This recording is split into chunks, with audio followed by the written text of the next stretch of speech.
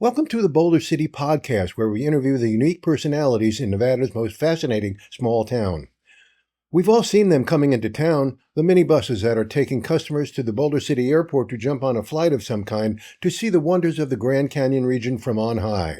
But did you know that the chief operator at the airport, Papillon Helicopters, is celebrating its 60th anniversary this year and is the world's largest and longest-running helicopter tour company? Something to be proud of, and we talked to Jake Tomlin, the CEO and third generation of the family that launched the company, about the rich history of Papillon and its bright future. With almost 300,000 annual visitors, Papillon is a major contributor to the Boulder City tourism and expect to add more to that number when the new attractions currently underway arrive. Tomlin spoke with me from the conference room at the company headquarters in the airport terminal in November. Welcome to the Boulder City Podcast. My guest today is Jake Tomlin, the president and CEO of Papillon Helicopters. And I did pronounce it correctly, right? Yeah, the emphasis on papi, but okay. Papillon works. Papillon, okay, yeah. Great. I just watched the movie a couple of weeks ago. Oh, there you go. Yeah. So you're celebrating your 60th anniversary with the company. I mean, that's a pretty amazing milestone here. And, you know, those of us who live in Boulder City always see the buses. You bring your customers up here, and we see, of course, the helicopters flying over. So, you know, tell us what this means to you and your family. 60 years. I just love the legacy of aviation and everything that was kind of built well before I was in the picture. Sure, so right. It's definitely not 60 years of my history. Yeah. But my wife's grandfather, Elling, had this crazy vision doing high-risk construction projects and partnered with Bell Helicopter and bought an early model B-47 right. and used it to build microwave repeaters. And then once he brought it to a job in the Grand Canyon, he was building a water pipeline from the North Rim to the South Rim, and people kept wanting to bring their friends, want to bring their spouses. Right. And they said, Elling, why don't you look out the window today? You might have something here. Oh, right. you know, right. And he spawned a whole industry. He's accredited for founding commercial aerial sightseeing by helicopter. Right. And at that time, at least in the national park, Grand Canyon, there was over 40 operators all doing it by airplanes. Okay. And so he was the first one to ever do it in the world by helicopter. Mm-hmm. And for me, not only to honor that legacy, that, you know, the founding of our industry, but it's how are we still relevant? Right. And he passed that on to his daughter, Brenda, and she is now chairman of our board. Okay. And she was the CEO for the last 30 years. Mm-hmm. And now I am, about 12 years just over 12 years in the company, but okay. been CEO here the last 2 to 3 years. So it's a family celebration as well as a celebration of aviation and tourism, and you know how many teammates that we have here that have worked we have several that are 30 plus years right. That have been here half of our tenure. Yeah, so right. It's just celebration of all those things. Right. Well, the grandfather, Elling, sounds like a really amazing person. I mean, he was. I was reading in the material I got that he built a tramway to the top of a mountain. I think that was Echo Summit. Yeah, and I think that's when he was really cutting his teeth on how do I incorporate this helicopter. Right. You know, I kind of used two big. Founding of the airplane, like World War II. Everybody came back after World War II and knew how to fix a plane, fly a plane, millions of people. And the Vietnam War kind of did that for the helicopter. Mm-hmm. And so this was right kind of prior to having all those veterans and everybody that knew how to operate, maintain rotary wing aviation. And so he was a pilot himself, mm-hmm. thousands of hours flight that he would fly to his commercial construction jobs all over the country. And so he was fascinated with aviation to begin with. Sure, right. But he was also fascinated with problem solving. Mm-hmm. How can we do this better? And so he was a much younger guy than I was. and he was gaining these big, federal construction projects. Right, yeah. And people are like, how is he doing this? Mm-hmm. And a lot of times he was the lowest bidder because he didn't have to blast roads up mountaintops. He was using helicopters to ferry logistics and reverse engineer his excavators and things like that. I also read he built the first water line through the Grand Canyon. He did. I mean, that's a crazy project too. Yeah. So we.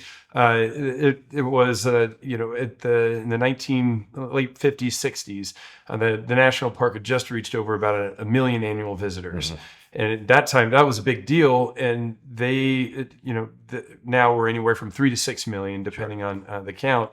But no one could drink from the Colorado River. Yeah. And so they were trucking, and when running out of the water, sometimes there was records of they were muling in water and always running out. Yeah. And so they needed a way. There's no freshwater supply source. Right. So the task was they found a freshwater supply source in Roaring Springs in the north rim of the Grand Canyon. They needed someone crazy enough to, make a water reservoir, pump it down 1.5 miles, then build 13.5 miles of pipeline through Mars, and make another water reservoir, pump it up another mile, make a water company, and then distribute it to the inhabitants of Grand Canyon Village, Tucson now, all the park people, and then all the visitors. Sure. And that pipeline still survives today. It's being refurbed for the first time 60 years later. Right. Yeah. That's incredible. So let's talk about where the first operations here was in Bullocksfield, which is the original Boulder City Airport, and it's all if you ride through town, it's on your right as you're coming into town, and it's still all the land is all still there, and even one of the original hangars is there. So what was the transition like going from there to here? Well, the original transition was in the 1930s. Yeah, and that was our other company that we acquired in 1967 called Grand Canyon Airlines. And Grand Canyon Airlines moved out here, ran the first commercial service. I think it was in 1936 was when they operated the first commercial flight. TWA and United were doing kind of longer hauls, bringing people in. And Grand Canyon Airlines was really kind of targeting, what do you do here? And everybody wanted to see the dam. Sure, that was a big draw. Yeah. So, and actually the first terminal is up there at the museum right up the hill here. And it's been fully restored now too. So you could see where Grand Canyon Airlines originally operated out of. You drive up to McDonald's now and see the original runway. But so that was a way that a company that was founded in 1927 out of Grand Canyon National Park, Red Butte Airfield, could look to expand its operation. At this time of the year, it gets really slow in the national park. And being up here helped diversify that business, helped elongate the season. And so it was constantly looking for things to do. And our company had been just growing and growing out of Grand Canyon National Park. And when we, as a family, moved to Papillon, it originally ended up in Las Vegas. And at that time, real kind of our tourism operations weren't really happening out of Boulder City until like the 2000s. Yeah. So there were some other operators that used Boulder City, and that we ended up acquiring those properties and rebuilding what we're in today. Sure. And as we found our operations were growing more and more, Vegas went from 20 to 40 plus to 50 million visitors, and we knew at some point the congestion someone was going to get the boot, and it wasn't going to be the major airlines. Sure. It was probably going to be us, So to diversify our operation and kind of hedge our bet, like, hey, we still want to operate in Southern Nevada here, still want to be in the Valley. Elling kind of had this vision that let's move to Boulder City. And even as a family, you talk to different family members that were involved. That sounded crazy at the time. Like, what's in Boulder City besides, we overfly the dam, but we haven't done much out here on the ground. And Boulder City was really welcoming up for us to put that initial investment here into the airport, kind of develop a majority of the land here on the north side. And now more developments are in the works. Not us, but it's great to see the airport grow. Sure. And one, it's been a great home for us. Yeah. So we moved our headquarters out of Arizona and put it right here in Boulder City, and we run all 5 daily operations and other charters and stuff, everything from here. Okay, that's great. So what's the relationship with Scenic Airlines? And are they, are you all one company now? We're all one now. Okay. So the original name Scenic actually comes from the Grand Canyon Airlines certificate. So Grand Canyon Airlines was founded as Scenic Airways Incorporated. Okay. Then it got rebranded when new owners from Las Vegas bought the airline after the Great Depression and rebranded it Grand Canyon Airlines. So Scenic was kind of it's the godfather of commercial air tourism. So our helicopter company, Papillon, founded rotary wing sightseeing, and our airline founded the first commercial sightseeing company in the world. And so that original name Scenic comes from then. It got rebranded Grand Canyon Airlines. When Grand Canyon Airlines was operating out of the South Rim, one of the owners of Grand Canyon Airlines, John Seibold, founded Scenic Airlines and said, hey, he had an interest with our grandfather out of Grand Canyon and really saw, he's actually really credited for really making it an international draw to Vegas, a big Japanese market. And through the 60s and 70s, that was his target. And then what else can you do from the Strip? Right. And so Scenic Airlines kept growing, and then it changed hands. I think SkyWest bought it, some private owners bought it, and then Grand Canyon Airlines and Scenic no longer had similar ownership, people with those interests of the gloves came off. They started competing. Grand Canyon Airlines moved up to Boulder City and was competing, toe to toe out of a small terminal that's still there on the west side of the airport.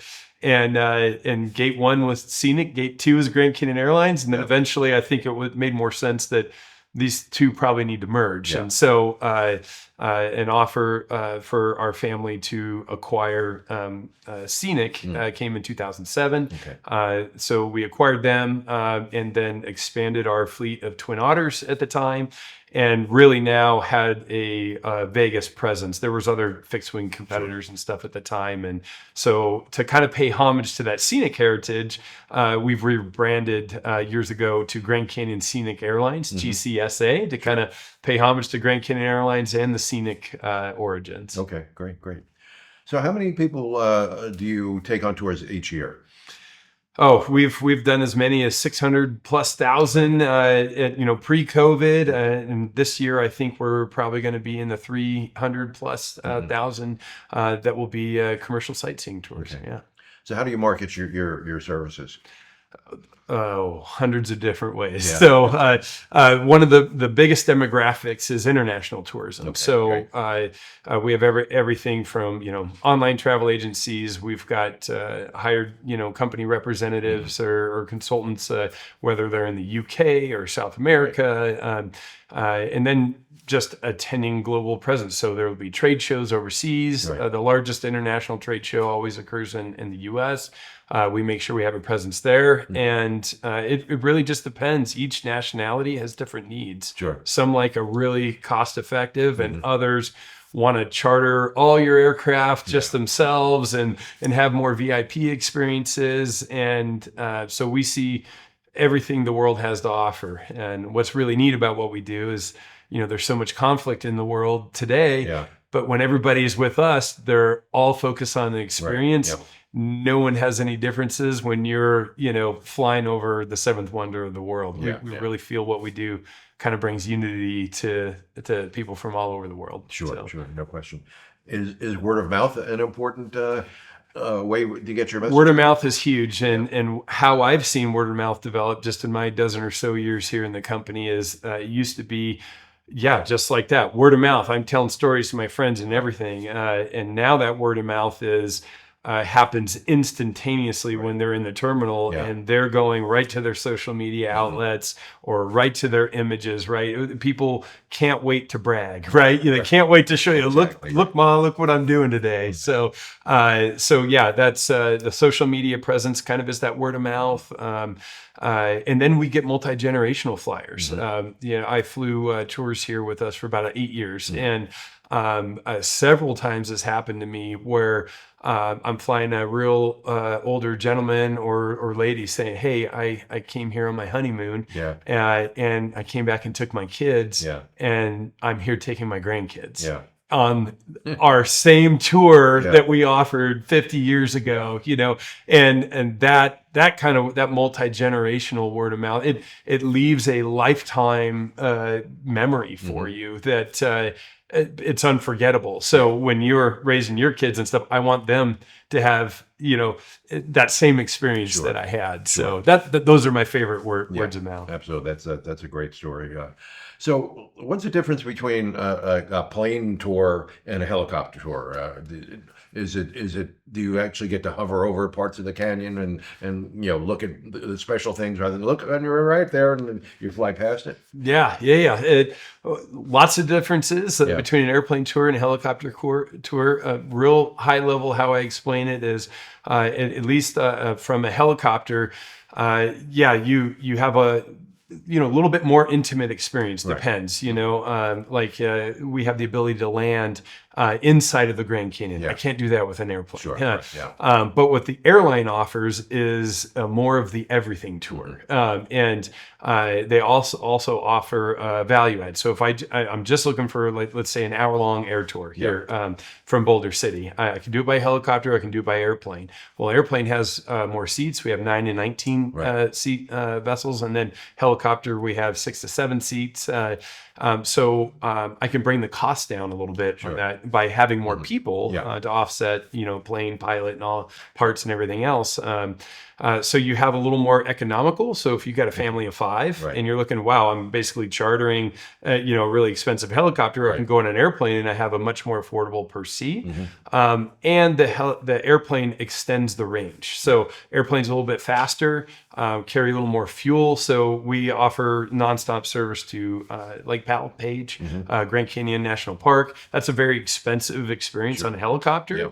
So we can extend the range, and then at each one of those locations, we have helicopters. We have a Humvee company called Buck Wild Hummer Tours that offers private guided experiences, or everything from rafting to hiking, you name it. So the airline's kind of the everything, and the helicopter is a little more intimate. You can land down at the bottom, have a champagne toast, or I want to come up with my own kind of experience. The helicopter's really good to do that.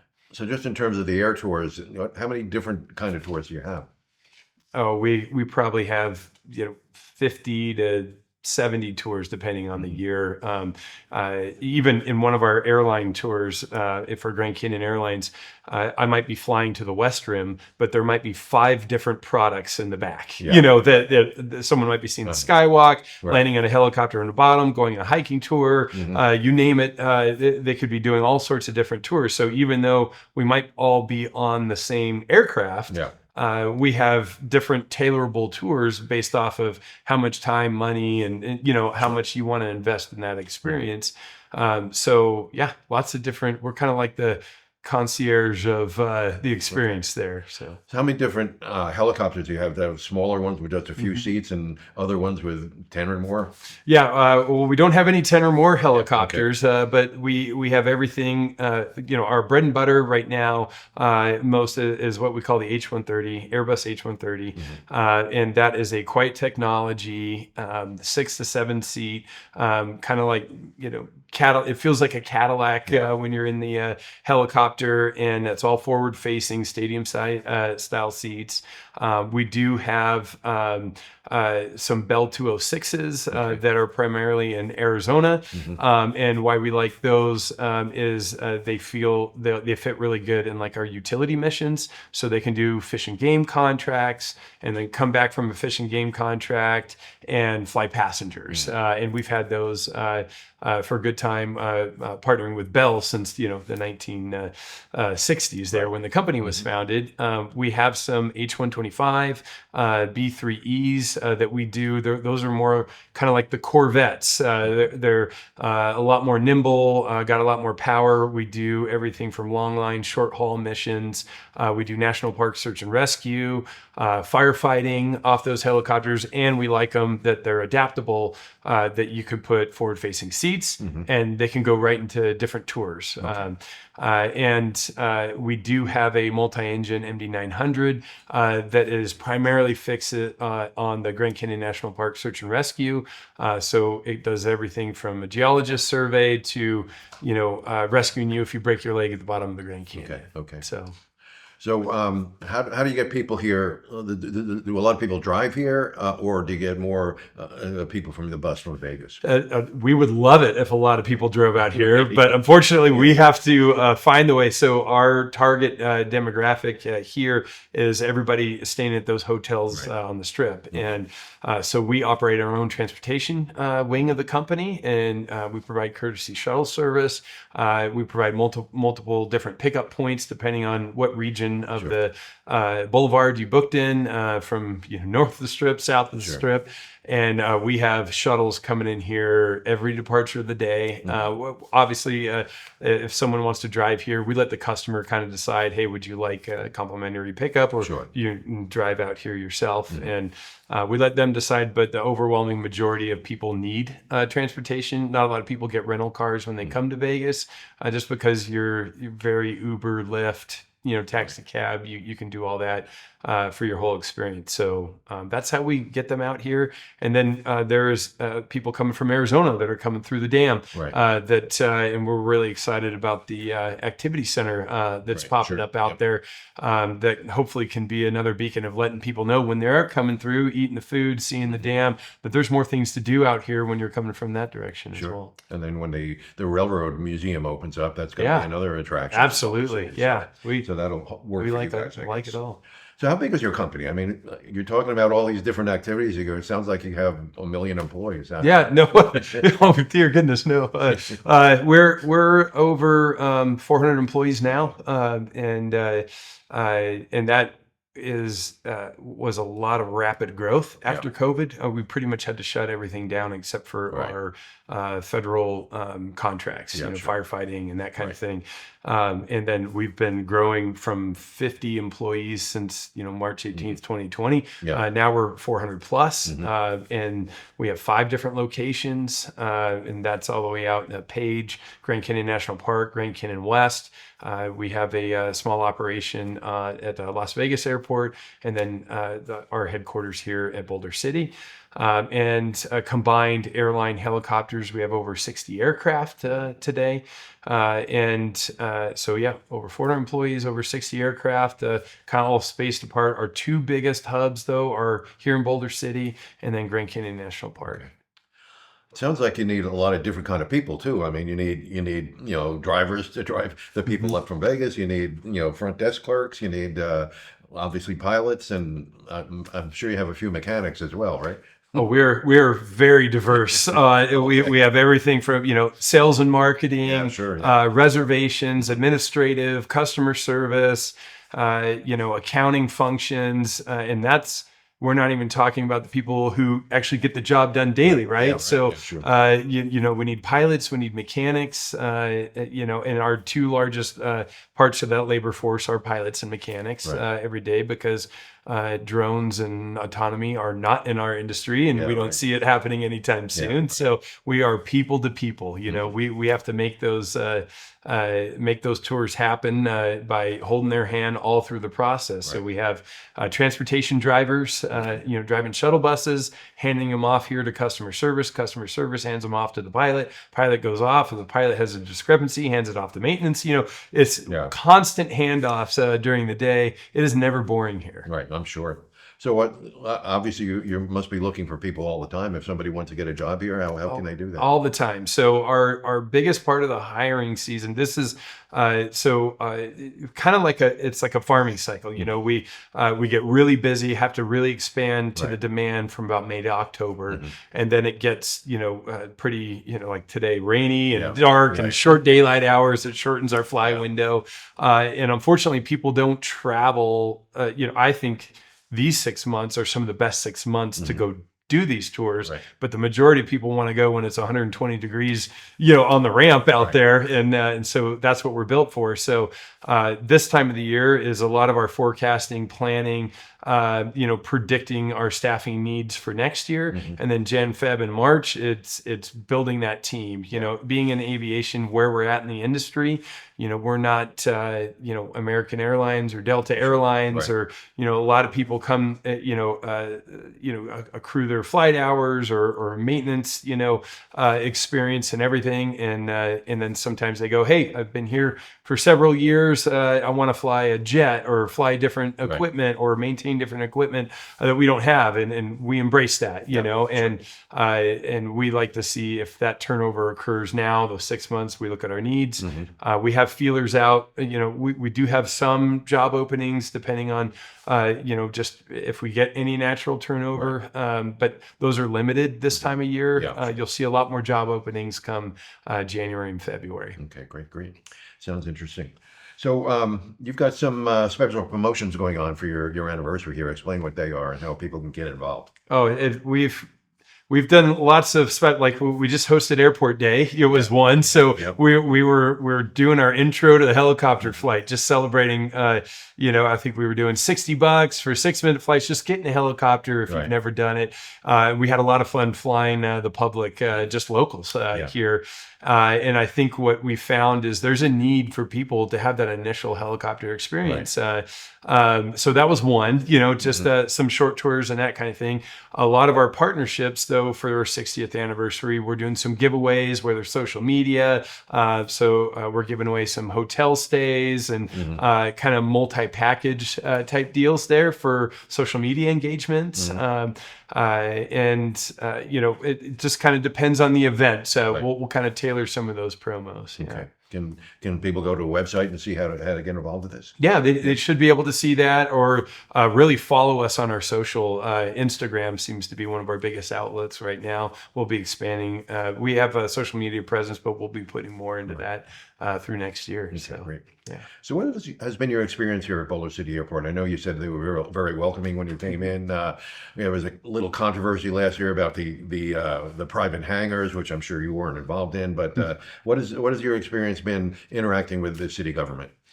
City government, I've seen just a big increase in awareness about the airport. I feel like when I when I left the Marine Corps, I moved from San Diego to here. A lot of it was, well, what's the airport doing for the city? You'd see a lot of people show up at council meetings going, I've never been to the airport. Right, You're like, you've never been to the airport? Like, you could walk to it, but now I think in just the last couple of years, just having something simple like an airport day, inviting the public out, see what the airport's doing, and just knowledge of, there's fuel sales here, there's, hangar rentals, that kind of thing, I think has really increased as per any of the divides. And we really have kind of been neutral in all that. We understand what the hangar owners are going through. We understand what the city needs, but our arrangements have all been, kind of done for a while, and we have a pretty good relationship, and most of our relationship happens through the airport management team that's under Marissa Dew right now, and I've just felt that relationship has always been open. There's been times we've disagreed about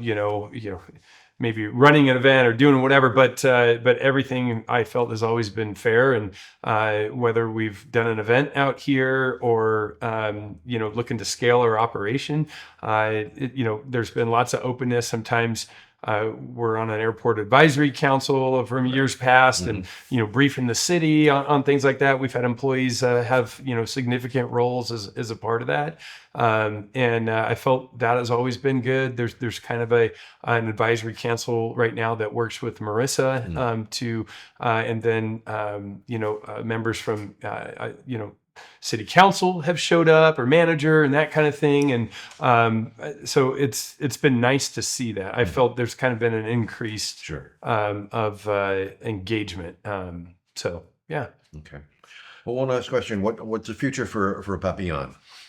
The future is, one, it's post-COVID was getting our team and our leadership team right. And we've worked really hard at making sure that we have amazing staff that wants to go places. We have a great history, but if we keep looking back at our history, it's not going to get you to the next 20 years. Sure. I want to make sure we have something that if my kids want to, continue doing this, that we've got a fourth generation. And but the future looks like is making sure we're still relevant and problem solving for what the customer wants, and that is these elevated experiences. The consumer booking behavior has changed a lot. We've seen the luxury crowd booking more than ever, and we've seen people trading down, saying, "I still want an experience, but maybe I can't afford a $500 to $700 tour. Do you have anything $200 or less?" So are we meeting those needs at the same time? Sure. Tech integration, what that experience looks like. Now, people don't just want that couple-hour experience or maybe a 15-minute night aerial Vegas experience, a strip tour. They want to connect with you before they're here.